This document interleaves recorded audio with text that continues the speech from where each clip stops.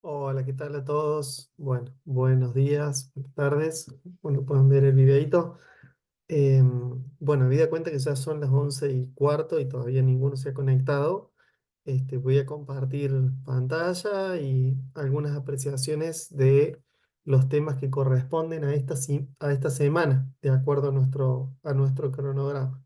Así que ahí comparto pantalla para que tengan idea. Lo que vamos a hacer básicamente es tratar de orientar nuevamente el estudio de ustedes, teniendo en cuenta un poco en dónde estamos, dados los tiempos del bimestre, y resaltar algunos temas que deben ir a leer con mucho detalle en la situación profesional para poder avanzar en sus estudios y temas que puedan ser por ahí de mayor complejidad. Así que ahí hay mucha atención, por supuesto, con la lectura. Y bueno, cualquier duda a través de la mensajería también me pueden contactar. Ahí comparto la pantalla.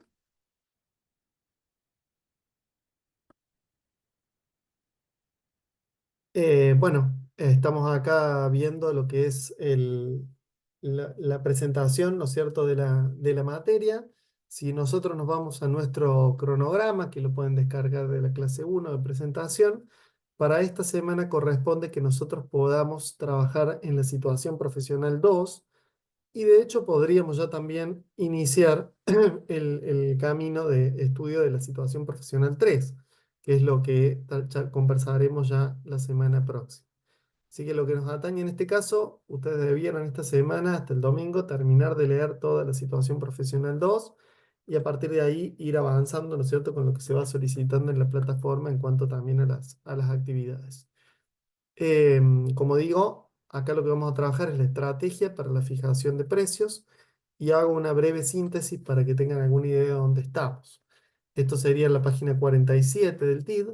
Básicamente las herramientas son el análisis de la combinación entre la estrategia de la empresa y los precios, la influencia de los costos a la hora de fijar precios, los márgenes de contribución, los puntos de equilibrio y un concepto que es bien importante, que es el de la elasticidad precio de la demanda, que quizás es el que hagamos un poquito más de énfasis en esta síntesis.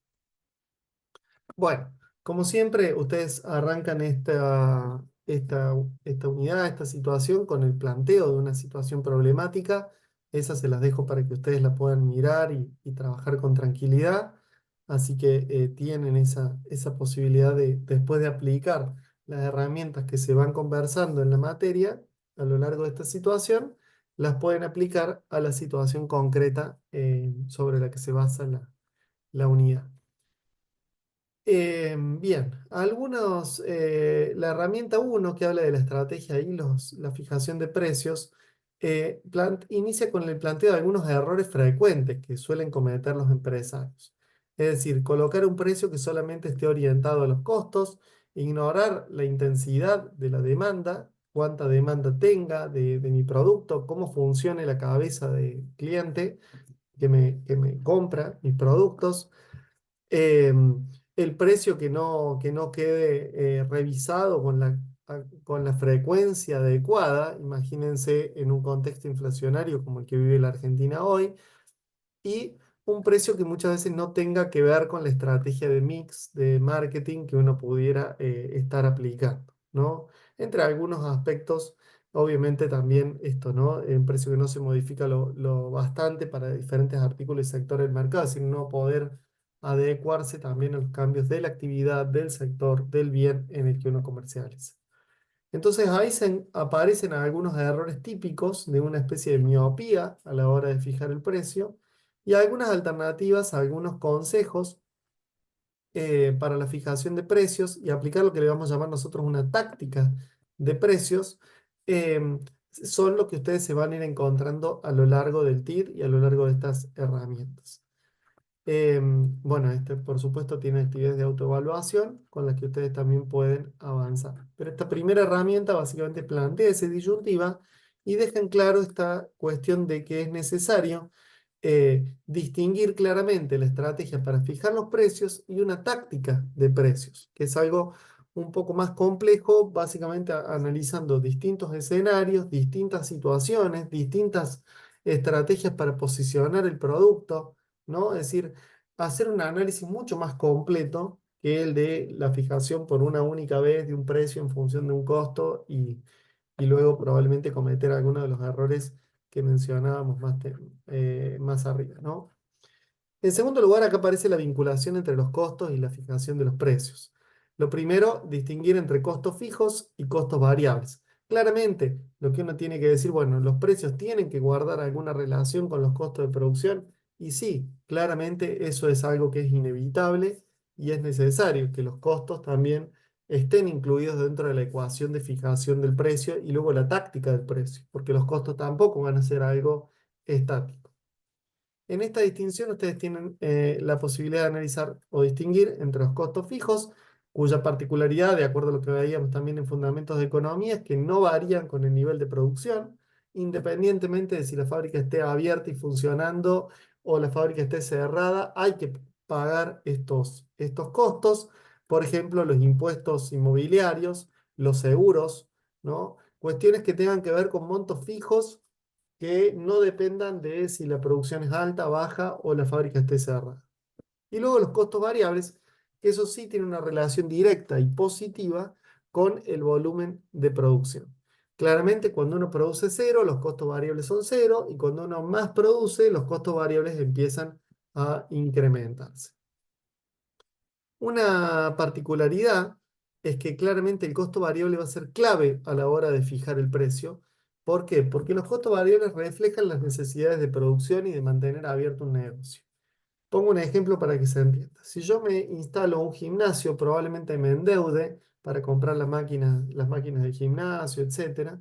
Entonces tenga costos fijos, como puede ser el crédito del banco, que todos los meses tengo que ir pagando, repagando la cuota de la deuda que yo tengo. Además, tengo algunos otros costos fijos, pero lo más importante es que uno pueda cubrir los costos variables. Si uno puede pagar el salario de las personas que trabajan en el gimnasio, los profesores, si uno puede pagar la luz, si uno puede pagar los servicios que dependen de, ¿no es cierto?, que hacen a que ese servicio, el gimnasio, pueda estar abierto, puedo mantener abierto el negocio.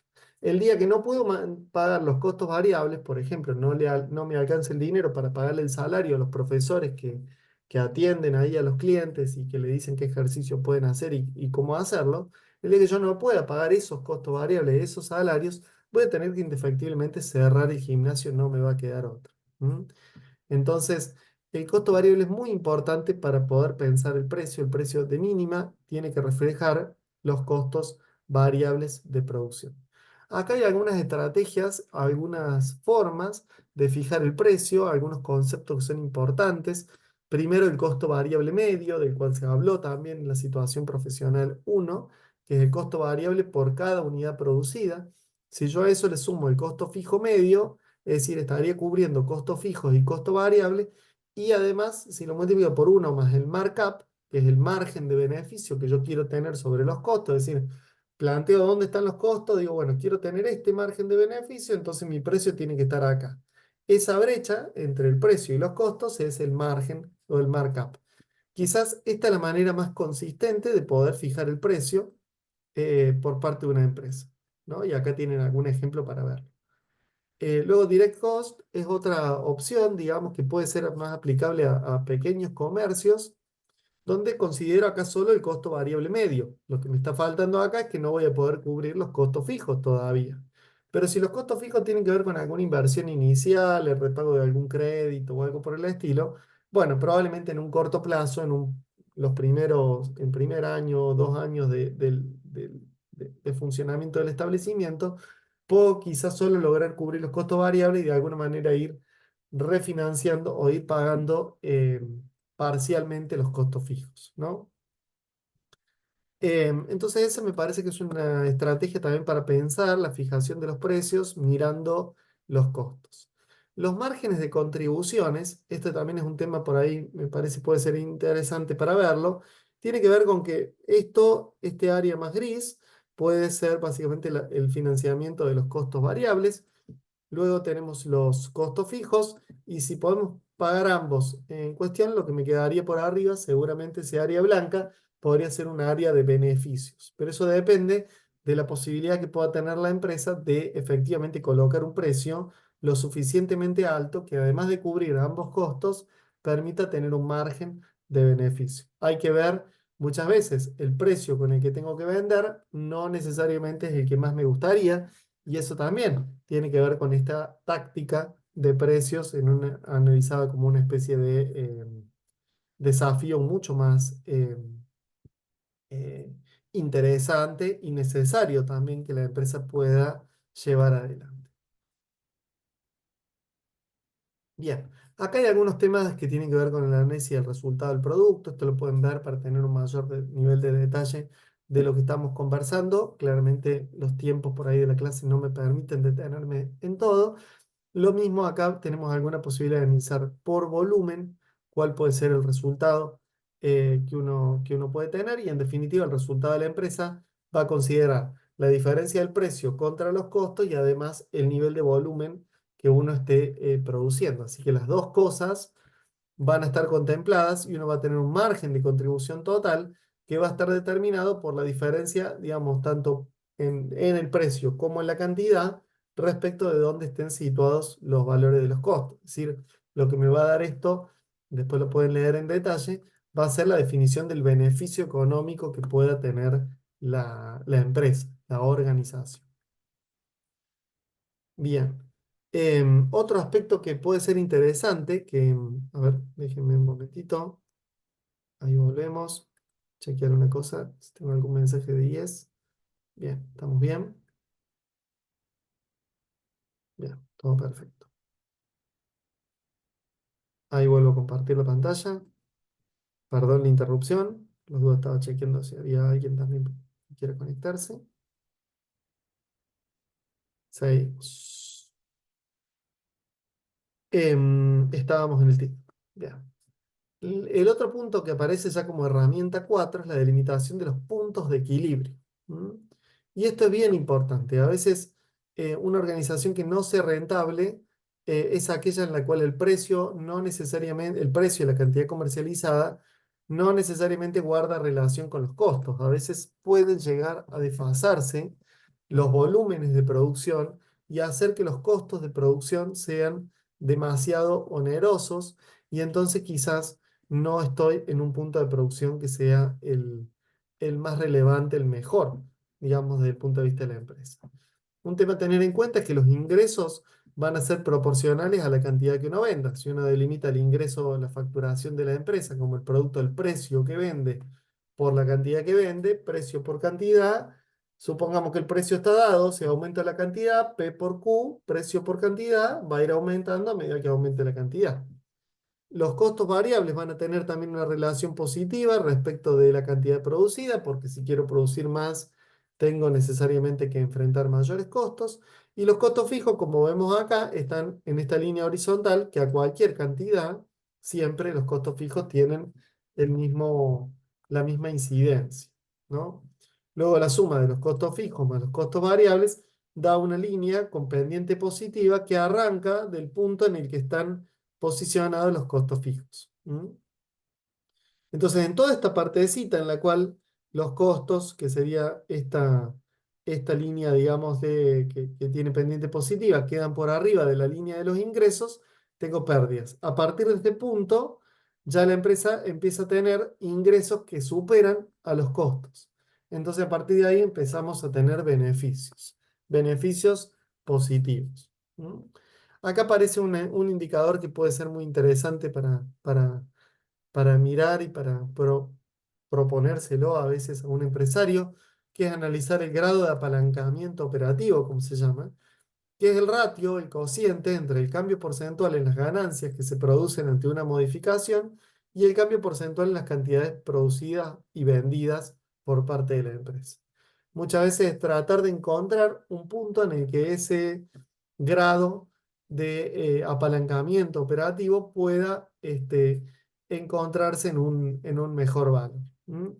Lo ideal sería es que, primero que nada, que el grado de apalancamiento positivo nunca sea mayor a 1, porque esto quiere decir, si es mayor a 1, probablemente me convenga reducir las cantidades y entonces eso puede hacer que haya una fuerte reducción en los beneficios. Entonces, antes de aplicar la estrategia, el empresario debería adecuar la escala de producción. ¿Mm? Si el grado de apalancamiento operativo es menor a cero, entonces cuando se reduzcan las cantidades, aumentarán los beneficios. ¿Mm? Porque esto va a ser inversa a la relación entre las cantidades producidas y las ganancias. Para que dé negativo, tiene que haber una relación inversa entre ambos conceptos. ¿Mm?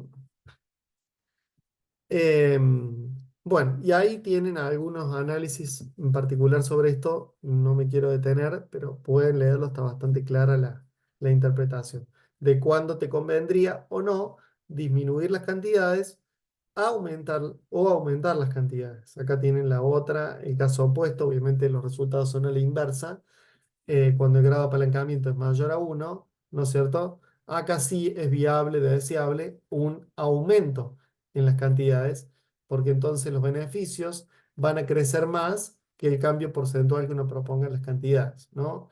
Porque para que dé mayor a uno, el numerador tiene que ser más grande que el denominador.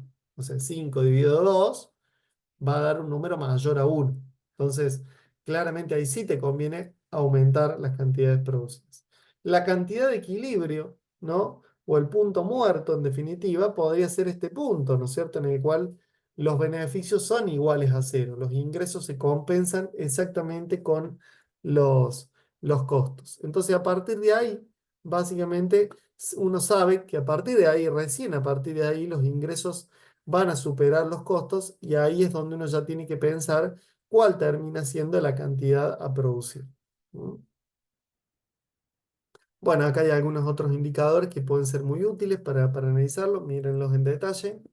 Un poco por tiempo los vamos a saltear, pero esa sería esa herramienta que me parece muy, muy relevante para tener a cuenta y a mano esos indicadores cuando uno pueda ir avanzando, ¿no? Y finalmente la elasticidad precio de la demanda, esta eh, quinta herramienta, nos va a plantear la posibilidad de que uno pueda ver eh, algo más respecto del precio, ¿no? Eh, Solo a modo de recordatorio, lo voy a escribir por acá, nosotros habíamos estudiado en Fundamentos de Economía la llamada ley de demanda. La ley de demanda lo que me decía es que si aumenta el precio del bien, entonces a consecuencia de ese aumento del precio del bien, va a haber una disminución en las cantidades demandadas. Y a la inversa, si hay una disminución en el precio del bien, va a haber un aumento en las cantidades demandadas del producto. Entonces, hasta ahí sabemos que esta relación inversa va a ocurrir. Ahora, lo que no nos dice la ley de la demanda es cuánto van a reducirse o a aumentar las cantidades demandadas frente a un aumento determinado en el precio. Y esta respuesta al eh, cuánto va a reaccionar la cantidad demandada, esa respuesta me la va a dar básicamente el análisis de la elasticidad, precio de la demanda, ¿no? La elasticidad precio de la demanda me va a decir cómo reacciona la cantidad demandada ante un cambio determinado, muchos manuales de economía dicen del 1% en el precio del bien. Entonces yo siempre pongo el ejemplo en clase de que digo, bueno, asumamos que en el aula somos 20 personas, de las cuales tenemos un hábito de que todos a la mañana nos tomamos un café antes de la clase. ¿Mm? Y el café cuesta hoy 1.500 pesos. Entonces, supongamos que la empresa del bar decide aumentar el precio del bien y lo lleva a 2.000 pesos. La ley de la demanda lo que me va a decir es que si aumentó el precio del bien, va a disminuir la cantidad demandada, pero no me dice cuánto va a disminuir. Entonces, acá podríamos pensar que se podrían dar dos escenarios. Escenario uno, a ver, pueden ser más de uno, pero digo, vamos a hacer un supuesto. El primer escenario sería, solo yo sigo tomando el café, los 19 estudiantes ya no lo compran. Ese podría ser un escenario.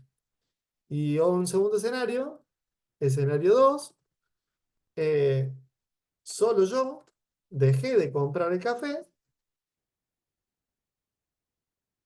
los 19 estudiantes siguen comprándolo. ¿Mm? Entonces, veamos que en los dos casos, tanto en el escenario uno como en el escenario 2, se verificó la ley de la demanda, porque aumentó el precio del bien de 1.500 a 2.000 pesos el café, y en ambos casos cae la cantidad demandada. Acá la cantidad demandada, al principio la cantidad era, el precio era 1.500 y la cantidad era 20. 20 personas que comprábamos el café. Ahora, cuando el precio es 2.000, acá la cantidad es, si solo yo sigo tomando el café, es uno, y en el segundo escenario, Q' es 19. 19 es más chiquito que 20, uno también es más chiquito que 20. En los dos casos, la ley de la demanda se cumple. Baja la cantidad demandada frente a un aumento en el precio del bien. Ahora, en el primer escenario, la demanda cayó muchísimo y en el segundo escenario, la demanda cayó, pero muy poco. En este primer escenario, diremos que la demanda es elástica, porque la demanda ha reaccionado más que proporcionalmente al cambio que se dio en el precio. Es decir, es un cambio importante, significativo en la cantidad demandada. En este segundo escenario, donde solo yo dejo de comprar el producto y todos los demás siguen comprando igual, como si no hubiera pasado nada, en este escenario la demanda diremos que es inelástica. ¿Mm? Porque reaccionó poco a la modificación en el precio. Casi nada, diríamos, de 20 café a 19. En este caso, la empresa tomó una buena decisión al subir el precio, pero en este tomó una malísima decisión al subir el precio. Casi todos los clientes, excepto yo, se fueron del mercado. Entonces, eso es bien importante, porque yo tengo que saber como empresa cuál es la elasticidad de la demanda que yo vendo. Deseablemente yo querría que la demanda sea lo más inelástica posible. No me gustaría tanto enfrentarme a una demanda que sea elástica. ¿Mm? Porque claramente si es inelástica, puedo subir el precio del producto y no perderé tantos clientes. Entonces habrá un beneficio. En general, el Fernet Branca tiene demanda más inelástica que el Fernet promedio de otras marcas. Por esa razón, uno va al supermercado y sale el doble que salen las otras marcas. ¿Mm? Bien, ¿de qué depende la elasticidad? Primero, disponibilidad de sustitutos. Un producto que tenga muchos sustitutos o que la gente considere que tiene muchos sustitutos, tiene una demanda más elástica. ¿Mm? Si yo tengo muchas opciones para comprar el café, la demanda se va a volver más elástica. El número de usos que un artículo, a los que un artículo puede destinarse. Un producto que se puede usar solamente para una cosa, quizás tenga una demanda más elástica que un producto que sea más, eh, digamos, que me permita hacer más de usos distintos, diferenciados y demás. Quizá por esa razón los celulares no solamente tienen mensajería, redes sociales, blog de notas, lo que sea, sino también tienen cámara de fotos. Ven que van diversificando la cantidad de cosas que se pueden hacer para hacer que el producto sea una demanda más inelástica. Uno dice, "Che, sale muy caro un celular y más un celular de marca específica, porque algunas marcas también ya ganaron un posicionamiento y hacen a los fanáticos de esa marca y hacen que la demanda sea más inelástica, pero también el celular en sí mismo tiene una demanda más inelástica porque tiene muchas más funcionalidades. Entonces uno dice, bueno, es caro, pero puedo hacer un montón de cosas. Entonces, ya cuando digo así, ya estoy dispuesto a aceptar un precio también más caro por el producto, con lo cual mi demanda es más inelástica. La proporción del ingreso gastado en un producto particular, en la medida que este, eh, yo mi ingreso lo esté destinando una proporción mayor a ese producto, quizás no puedo resignar ese producto. Por ejemplo, la demanda de alquileres. En una gran parte, digamos, en general las familias pagan una importante proporción de sus ingresos en alquileres. Y esa demanda es muy inelástica, necesitan esa vivienda, necesitan un lugar para vivir, etcétera, ¿no? El grado de agregación del producto también, ¿no? Es decir, cuánto valor agregado tenga el producto. ¿Mm? Bueno, acá están explicados algunas de estas cosas que estamos conversando. También en el corto plazo la demanda se vuelve más inelástica que cuando uno va a un periodo de tiempo, un horizonte más largo. Yo siempre pongo el ejemplo de comprar una gaseosa en un kiosco en un barrio a la noche. Nueva Córdoba quizás no es tan problemático, pero en un barrio donde no haya tanto movimiento, a las 3 de la mañana te querés tomar una gaseosa, y bueno, hay un solo lugar donde podés ir, el único kiosco que está abierto en el barrio a las 3 de la mañana, si es que hay alguno. Tu demanda se vuelve más inelástica, no sería sorpresa que ese kiosco a la noche venda los productos más caros que durante el día, donde vos también tenés otras opciones, supermercado, etcétera. Entonces, el plazo también influye muchas veces en la elasticidad. Acá hay algún ejemplo numérico para que puedan jugar con eso. Y algunos, ya está tabulado acá algunas cantidades también para que, algunos otros ejemplitos para que puedan tener como referencia. ¿Mm? Bueno, después tienen por supuesto el ejercicio resuelto, el ejercicio por resolver y las evaluaciones de paso para que ustedes también puedan ir avanzando. Yo dejaría acá esta clase, por lo menos en esta oportunidad sería un buen punto para que ustedes ya situación uno, situación 2 logren avanzarla, dejarla lista. Cualquier duda, consulta, quedo a disposición. Y bueno, estamos en contacto para lo que les haga falta. Un saludo a todos.